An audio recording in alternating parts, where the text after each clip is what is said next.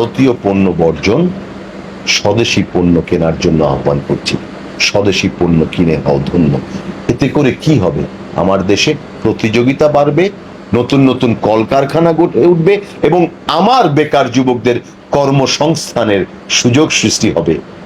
অর্থনৈতিকভাবে আমার চাকা ঘুরবে, বাংলাদেশ আরো স্বাবলম্বী হবে।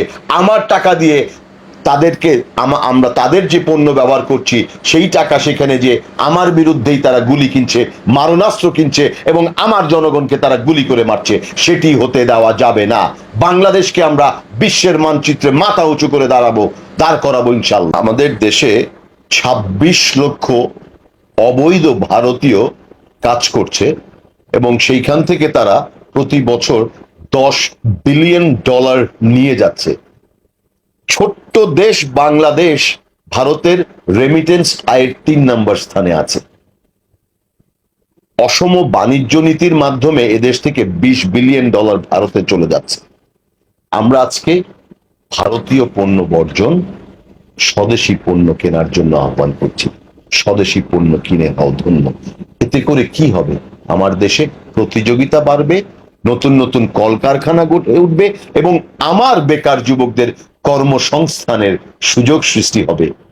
অর্থনৈতিকভাবে আমার চাকা ঘুরবে, বাংলাদেশ আরো স্বাবলম্বী হবে। আমার টাকা দিয়ে তাদেরকে আমরা তাদের যে পণ্য ব্যবহার করছি সেই টাকা সেখানে যে আমার বিরুদ্ধেই তারা গুলি কিনছে, মারণাস্ত্র কিনছে এবং আমার জনগণকে তারা গুলি করে মারছে, সেটি হতে দেওয়া যাবে না। বাংলাদেশকে আমরা বিশ্বের মানচিত্রে মাথা উঁচু করে দাঁড় করাবো ইনশাল্লাহ। ইদানিং কালে আপনারা দেখেছেন, আমরা গণমাধ্যমে দেখেছি যে ইউরোপীয় ইউনিয়ন 527টি ভারতীয় পণ্যের ওপরে নিষেধাজ্ঞা দিয়েছে। সেখানে ক্ষতিকারক উপাদান পাওয়া গেছে। এর বাইরে হংকং এবং সিঙ্গাপুর ভারতের 2টি ওষুধের মধ্যে নিষেধাজ্ঞা দিয়েছে, কারণ সেখানে ক্যান্সারের মিশ্র প্রতিক্রিয়া পাওয়া গেছে। সুতরাং এতে বলাই যায় যে উন্নত বিশ্বেও আজকে ভারত এর পণ্যের ব্যাপারে যে নিষেধাজ্ঞাগুলো আসছে সেইটা তারা বর্জনের আহ্বান করেছেন বা নিষেধাজ্ঞা দিয়েছেন। আমার দেশে আজকে ভারত এর থেকেও 3rd গ্রেডের পণ্য পাঠাচ্ছে। সুতরাং যেই জিনিসগুলো আমাদের জন্য ক্ষতিকারক সেটাকে আমরা অবশ্যই না করব, সেটাকে আমরা অবশ্যই বয়কট করব বা বর্জন করব। আপনারা জানেন যে বাংলাদেশে 2024 সালে, আমি একটু পটভূমিটা বলছি, যে ভারতের সহযোগিতায় 2014 থেকে 24 পর্যন্ত একেবারে একতরফা জাতীয় সংসদ নির্বাচন হয়ে গেল এবং তাদের প্রত্যক্ষ মদদে, তাদের প্রত্যক্ষ নগ্ন হস্তক্ষেপে বাংলাদেশে একটি অবৈধ দাবেদার সরকার তাদের ক্ষমতার নবায়ন করেছে। আমরা ভারতের বাংলাদেশের আগ্রাসন, আভ্যন্তরীণ রাজনীতিতে নগ্ন হস্তক্ষেপ, সীমান্তে পাখির মতো আমার নিরীহ বাংলাদেশিদের হত্যা এবং 54টি অভিন্ন নদীর পানির ন্যায্য হিস্যার দাবিতে আমরা ভারতীয় পণ্য বর্জন এবং ভারত খেদাও আন্দোলন শুরু করেছি গত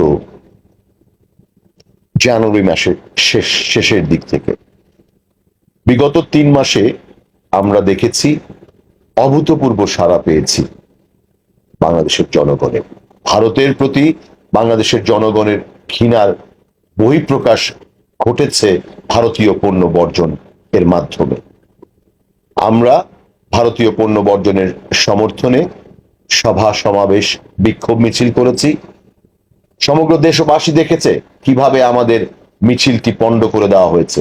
এই তাবেদার সরকারের আজ্ঞাবহ পুলিশ বাহিনী আমাদেরকে ভারত খেদাও ব্যানারে মিছিল করার অনুমতি দেয়নি।